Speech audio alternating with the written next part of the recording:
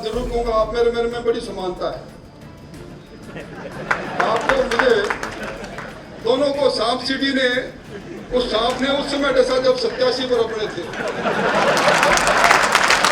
आप मैं एक ही जिले से हैं। अब आपने पुस्तक लिखना चालू कर दिया तो मैंने भी कुछ आलेख लिखना चालू कर दिए। तो अगली बार मेरे आलोकों की संख्या जब 51 पार कर जाएंगे, जब आपको मेरी पुस्तक के विमोचन में गुलाब जी को लेकर आना पड़ेगा। तो मैं राजनीति के इस माहौल के अंदर आज मैं जीवंतता देख रहा हूं। ये आपकी पूंजी है सतीश जी।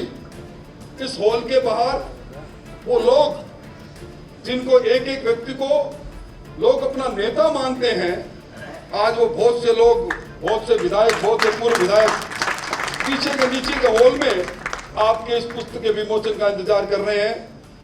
ऐसे आज के कार्यक्रम के मुख्य अतिथि महामहिम राज्यपाल आदरणीय गुलाब जी,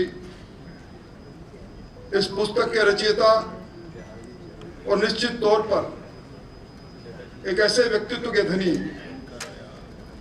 मैंने जब सतीश जी पूनिया प्रदेश अध्यक्ष थे, एक कार्यक्रम में कहा था, रॉकेट की तरह प्रवास करने वाले हमारे प्रदेश अध्यक्ष, जिन्होंने पूरे राजस्थान को अलग अलग पदों पर रहते हुए नापने का काम किया, ऐसे इस पुस्तक के लेखक, भारतीय जनता पार्टी के आज की सत्ता में आने के एक प्रमुख स्तंभ सम्मान्य सतीश पूनिया जी आज के कार्यक्रम में विशिष्ट अतिथि के तौर पर विराजे। पूरे भारतीय जनता पार्टी के परिवार की पूरे प्रदेश में अगुवाई कर रहे हमारे सीधे सरल और सजग प्रदेश अध्यक्ष मदन जी, राजस्थान की विधानसभा में एक मंत्री के रूप में और आज प्रतिपक्ष के नेता के रूप में जो बड़ी सटीक टिप्पणी करते हैं, ऐसे प्रतिपक्ष के नेता आदरणीय टीकाराम जी, इस कार्यक्रम में उपस्थित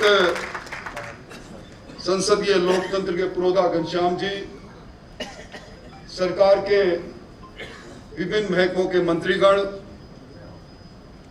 अनेकों विधायकगण और लघु राजस्थान की संस्कृति में मेरे सामने विराजे पूरे राजस्थान से पधारे अति विशिष्ट जन और मित्रों, मैं सतीश जी आपको आपकी पुस्तक अग्निपथ नहीं जनपथ और संवाद से संघर्ष तक के इस विमोचन कार्यक्रम की हृदय से बधाई देना चाहूंगा। और निश्चित तौर पर राजस्थान की सबसे बड़ी पंचायत में सतीश जी की जुबानी और तत्समय उपस्थित परिस्थितियों की कहानी इस पुस्तक में समावेश की गई होगी। राजस्थान विश्वविद्यालय के छात्र राजनीति से लेकर इस दुनिया की सबसे बड़ी लोकतांत्रिक पार्टी के तरुणाई के मोर्चा, युवा मोर्चा प्रदेश अध्यक्ष, सदन में उपनेता, निश्चित तौर पर मुझसे पहले आपकी राजनीतिक यात्रा का जो वर्णन किया गया, तो मैं कह सकता हूं कि लोग कहते हैं जो की त्यों धर दीनी चदरिया, उस तर्ज पर बेदाग राजनीति करने वाले सतीश जी, मैं आपको इस पुस्तक में विमोचन के मौके पर बहुत बहुत बधाई देता हूं। आज इस पूरे कार्यक्रम की गरिमा आदरणीय गुलाब जी और जूली साहब आपकी उपस्थिति में बहुत बढ़ गई। संसदीय लोकतंत्र में किस प्रकार काम किया जाता है। राजस्थान की विधानसभा प्रारंभ होती थी,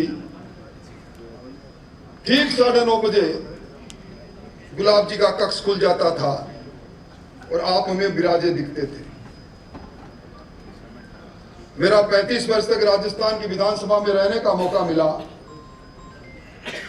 मैं कह सकता हूं कि विधानसभा की एक एक गतिविधि, विधानसभा में उठने वाला एक एक प्रश्न या तो मैंने भैरव सिंह जी शेखावत को पढ़ते देखा या गुलाब जी भाई साहब आपको पढ़ते देखा।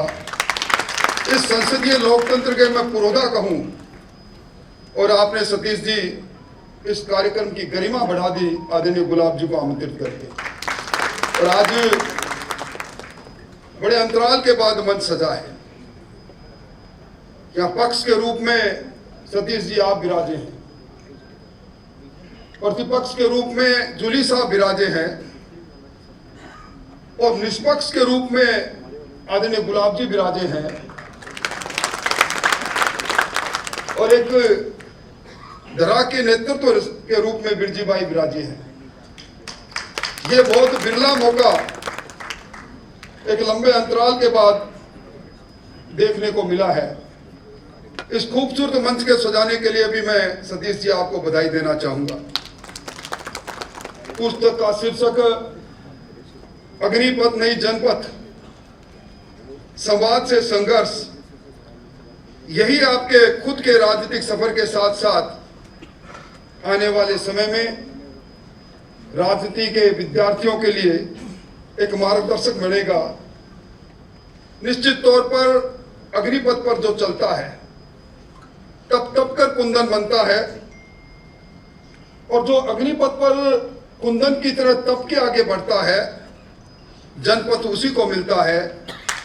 आज ताजा उदाहरण अगर हम देखें, आज मॉर्निंग कंसल्ट कहता है कि दुनिया में सबसे लोकप्रिय नेता नरेंद्र मोदी जी हैं, वो भी अग्निपथ के वाहक बनकर आज जनपथ के वाहक बने। इससे बड़ी बात क्या हो सकती है।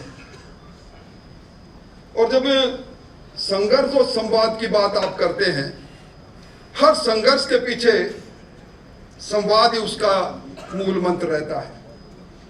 अभी हाल ही में ऑपरेशन संघर्ष, ऑपरेशन हमने अभी देखा पाकिस्तान का ऑपरेशन सिंदूर, जब पाकिस्तान की सेना ने घुटने टेके उसके बाद संवाद हुआ और संघर्ष का परिणति तो आज के युग में संवाद के साथ ही समाप्त होती है।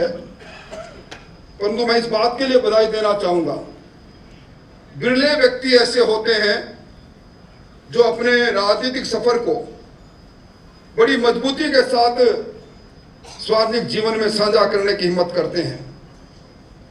मैं ये बात कह सकता हूं, आदरणीय गुलाब जी आप विराजे हैं, सतीश जी विराजे हैं। गुलाब जी भाई साहब आपके साथ और सतीश जी के साथ काम करने का आनंद भी कुछ और था। उन पहलुओं को याद करता हूं तो निश्चित तौर पर जिस खुलापन के साथ संवाद भी होता था, आपके उस निवास के ऊपर के कमरे में कई बार सतीश जी और हम संवाद करते करते संघर्ष पर भी पहुंचते थे, पर आपका वो मार्गदर्शन हमेशा हमें मिलता रहा। और मुझे कहने में संकोच नहीं, सतीश जी राजनीतिक मुद्दों को पकड़ना, ढूंढना और उसको जनता का मुद्दा बना देना, ये खूबी आपके व्यक्तित्व में मैंने देखी। और आज हमारी सरकार की बुनियाद में वो सारे मुद्दे, जिन मुद्दों को आपने सड़क पर संघर्ष करके जन मुद्दे बना दिए, आज उसी के कारण है कि आज हमारी भजन लाल जी की सरकार का जन्म हुआ। राजनीति करवट लेती है। राजनीति की चर्चा जब घनश्याम जी से करते हैं, गुलाब जी से करते हैं, पक्ष और प्रतिपक्ष के संवाद की चर्चा करते हैं, कई उदाहरण सामने आते हैं। पर आज का परिप्रेक्ष्य जब मैं देखता हूं, पक्ष और प्रतिपक्ष को दो एयर टाइट कंपार्टमेंट की तरफ देखता हूं, तो निश्चित तौर पर ये लगता है कि कहीं ना कहीं हम पुराने इतिहास को विस्मृत करते जा रहे हैं। विधानसभा में मुद्दों की बात हो, विधानसभा में व्यक्तिगत टिप्पणियां हो, विधानसभा में गतिरोध हो और विधानसभा में अध्यक्ष पर भी टिप्पणी हो, मैं समझता हूं इन सारी चीजों को अगर हम देखें तो कहीं ना कहीं संसदीय लोकतंत्र के अंदर विचार विमर्श के ये केंद्र कहीं शोरगुल का केंद्र तो नहीं बन गए, इसकी चिंता आज बुद्धिजीवी भी करने लगे हैं। मुझे गुलाब जी भाई साहब वो समय याद आता है, कांग्रेस की सरकार, planning commission, finance commission Rajasthan में आया। भैरव सिंह जी प्रतिपक्ष के नेता, आप और भैरव सिंह जी और घनश्याम जी, फाइनेंस कमीशन को ज्ञापन देना था। फाइनेंस कमीशन उस समय तय करता था राज्य की स्थिति के अनुसार केंद्र के टैक्सेस में और केंद्र की ग्रांट में किस प्रकार उस प्रदेश को सहायता मिलेगी। मैंने उन ज्ञापनों को बनते और फाड़ते देखा, और उस समय जब फाइनेंस कमीशन को आप ज्ञापन देने गए, आपके साथ नए विद्यार्थी के रूप में हम भी थे, कांग्रेस का डेलीगेशन निकल रहा था, आप अंदर जा रहे थे, आपस में बात हुई और उस समय कांग्रेस के लोगों ने कहा कि आपका ज्ञापन, हमारा ज्ञापन, दोनों ज्ञापन का मकसद एक था, वो एक जमाना था। मुझे लंबी बात नहीं कहनी, पर मुझे एक वाकया जरूर याद आता है। राजस्थान की विधानसभा चल रही थी, कोरोना की छाया पड़ने लगी थी, कोरोना के कुछ केसेस सामने आ गए थे, और कोरोना पर गुलाब जी भाई साहब ने कहा कि कोरोना पर आज चर्चा मांगनी है, और चर्चा हमें मिली। अचानक गुलाब जी भाई साहब उठ कर गए, मुझे कहा कि सतीश जी को बुला कर लाओ। मैं और सतीश जी और गुलाब जी तीनों जब बैठे, एक बात आपकी निकली, कोरोना के अंदर सरकार के किसी भी कदम की आलोचना सदन में नहीं करना। सरकार के साथ इस वैश्विक बीमारी में हमें मजबूती से खड़ा होना है, और वही रहा। और उसके बाद भी अशोक गहलोत जी जब वीडियो कॉन्फ्रेंस किया करते थे, व्यक्तिगत चर्चा किया करते थे, मैं उनकी भी प्रशंसा करूंगा। मैंने गुलाब जी भाई साहब, आपको और सतीश जी को लगातार 12 घंटे उस वीडियो कॉन्फ्रेंस में बैठा हुआ देखा। कांग्रेस के मुख्यमंत्री वीडियो कॉन्फ्रेंस कर रहे हैं, वैश्विक महामारी कोरोना की कर रहे हैं। ये उदार दिल था। आज भी संसदीय लोकतंत्र के अंदर उस वाक्य को लोग याद करते हैं, जब भारत पाक युद्ध में बांग्लादेश के अंदर हमारी सेना, शांति सेना के नाम से सेना गई, हम जीते, बांग्लादेश का जन्म हुआ। हिंदुस्तान की संसद में तब भारत रत्न अटल बिहारी वाजपेयी जी ने खड़ा होकर कहा, इंदिरा गांधी को कहा कि आप दुर्गा का रूप हो। वो समय जब देश के मुद्दों पर पूरे लोग एकमत हुआ करते थे। और आज जब मैं कई बार बहस देखता हूं एयर स्ट्राइक की, सर्जिकल स्ट्राइक की, ऑपरेशन सिंदूर की, मैं कोई राजनीतिक बात नहीं कर रहा, और उसके अंदर कई बार सबूतों की बात होती है, तो निश्चित तौर पर कहीं न कहीं बात होती है। गुलाब जी भाई साहब को एक वाकया याद और दिलाना चाहता हूं। आज सीपी जोशी साहब नहीं पधारे, पर आप कई मुद्दों पर विधानसभा में किस प्रकार करते थे। गुरुकुल विश्वविद्यालय का बिल आया, मैं जाकर दौरा करके आया। गुरुकुल विश्वविद्यालय में आधारभूत संरचनाएं जो दिखाई गई थी वो बिल्कुल नहीं थी। मैंने गुलाब जी को आकर फोटो दिखाई, गुलाब जी ने सतीश जी को बुलाया और जाकर सीपी जोशी साहब के सामने कहा कि बिल लेकर आ रहे हो, आप बिल में बता रहे हो इतना भवन बन गया, इतनी लाइब्रेरी बन गई, इतनी पुस्तक है, हालात ये है।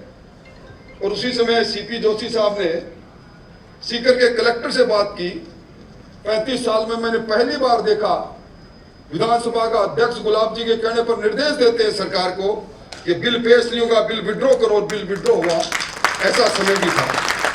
मैं आपको ज्यादा क्या कहूं, निश्चित तौर पर हमारा लोकतंत्र और संसदीय लोकतंत्र जवान होता जा रहा है। हमें आजादी का गौरवशाली अमृत महोत्सव मना रहे हैं, पर इस समय में भी जब हमारे पड़ोसी देश मुल्क में लोकतंत्र समाप्त हो रहा है, पाकिस्तान की हालत आपसे छुपी हुई, नेपाल की छुपी नहीं, बांग्लादेश की छुपी नहीं हुई, लंका की छुपी नहीं, आज भी लोग लोकतंत्र की जननी हमारे देश को कहते हैं। और निश्चित तौर पर सिर्फ यही कारण रहा होगा कि आपकी पुस्तक में आपने जिन विचारों को लिखा। मैं एक जगह पढ़ रहा था देश के प्रधानमंत्री जी ने 1 लाख गैर राजनीतिक युवाओं से अपील की कि आप राजनीति में आओ। आज सुचिता की राजनीति, और आजकल मैं देखता हूं अभी पूरी राजधानी में आप जाओगे तो अटा पड़ा है। अपनी शुभकामनाएं, अपने जन्मदिवस पर अपने युवा नेता को जन्मदिवस पर बधाई। सतीश जी एक वेंडर है आपके हमारे इलाके का, उसने आजकल व्यापार खोल रखा है। व्यापार में वो टेंडर लेता है, कोई नेता उससे संपर्क करेंगे तो उसके जन्मदिवस पर इतने हजार होल्डिंग उसकी अलग अलग भाव भंगिमा में छपाकर और शहर के प्रमुख जगह पर टांग देंगे। आज इसी प्रकार की राजनीति के अंदर एक होल्डिंग और एक अच्छी गाड़ी के साथ नेता पैदा होते हैं। मैंने आपको पैदल चलते हुए देखा, संघर्ष करते हुए देखा, आपके पैर में फ्रैक्चर होते हुए देखा। निश्चित तौर पर आप जैसे कर्मयोगी द्वारा लिखी गई ये पुस्तक नौजवानों के लिए प्रेरणा का वो बनेगी। और मैं मेरी बात समाप्त करूं उससे पहले एक